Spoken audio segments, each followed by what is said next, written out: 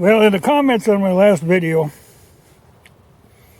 somebody made this blanket statement that you can shoot any 45-70 load in an H&R.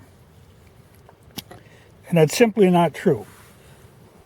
Those blanket statements like that are the kind of thing that get people hurt.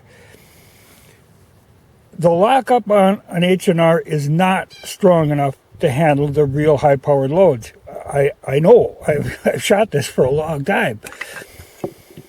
The way these lock up, there's this little groove cut in there,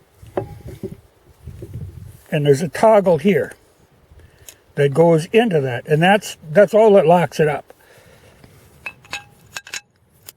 And the problem is, okay, that is simply spring-loaded.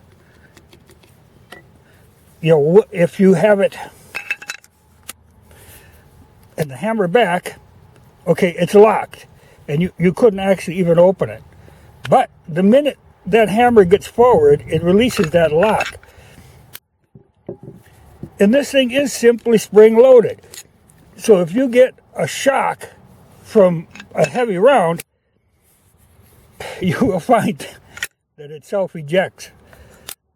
When the gun fires, things stretch. That much of a shock just simply kicks the gun open, and you'll find a gun like that. It's just not advisable to shoot the real heavy loads in them. Okay, when you look at it, it pivots on this pin. It only locks there.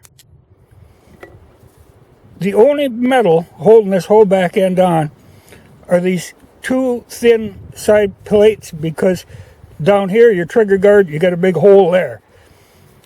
So you're putting just a hell of a strain right across these two parts. You know, just a bad idea.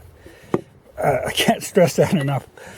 You know, there's a reason that you don't shoot the heavy loads in these guns. You know, I've shot heavy loads in these, but I know what happens. They're just not designed for that. You do it once and you won't do it again. A good example, this particular load here.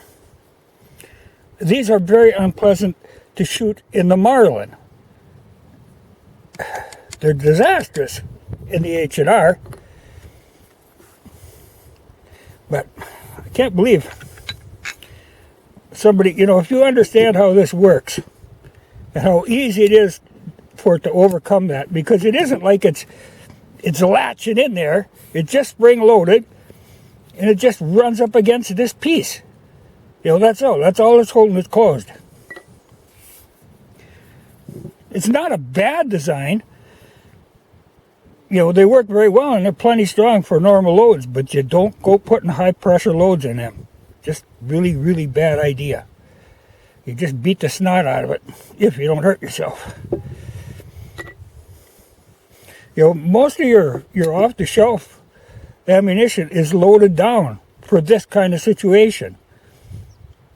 But you will see on some of the boxes of ammunition it says for the Ruger number 1, which, okay, now under number 1, they don't break open like that. It's a single shot with a solid bar that comes up behind, a solid block.